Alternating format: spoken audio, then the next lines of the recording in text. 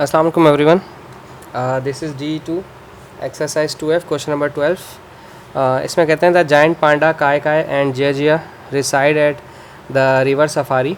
The sum of their ages when they first arrive in Singapore in 2013 was 11 years old. सबसे पहले तो मैं इसकी स्टेटमेंट बना लेता हूँ। 2013 में जब ये लोग आए थे तो इनकी एजेस काय काय और जिया के एजेस का जो सम था वो था कितना, 11 ईयर्स ओल्ड। ठीक है, ये 11 साल के थे।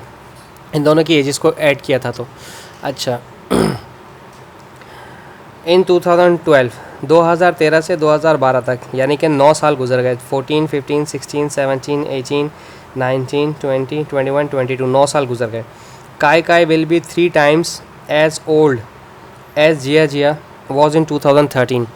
जिया की तो एज अभी बढ़ाई ही नहीं, तो जिया की एज 2013 में जे ही सपोज करें तो 3 टाइम्स करेंगे जिया की एज को।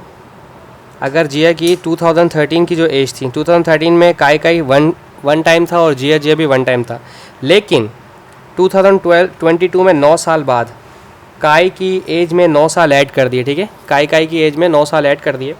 अब इस काय की एज में 9 साल ऐड किए तो जिया की जो एज थी उसको 3 टाइम्स किया जाएगा। 2013 वाली एज को 3 टाइम्स ऐड किया जाएगा। इसी वजह से इसमें 9 ऐड नहीं हो रहा, क्योंकि यहाँ पर जो सेकंड पांडा था उसकी एज 2022 वाली नहीं ली जा रही, उसकी जो एज ली जा रही है वो 2013 वाली ही ली जा रही है। ठीक है, अब ये 2 इक्वेशंस आपके पास आ गई, k+j 11 और k+9 3j। ठीक है, अब आप एक काम करें,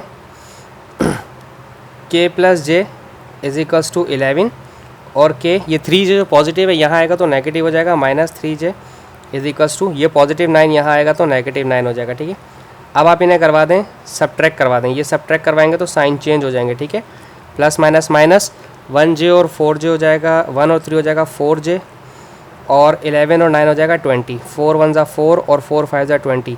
तो जिया की एज आ गई 5। फाइंड देयर एजेस इन 2014। तो 1 साल बाद एक की एज हो जाएगी आपके पास, ये 5 साल का हो गया। और इसमें से k+j = 11। j 5 ईयर्स की थी, 5 आ जाएगा तो माइनस होगा, 11 में से 5 गया तो बचा 6।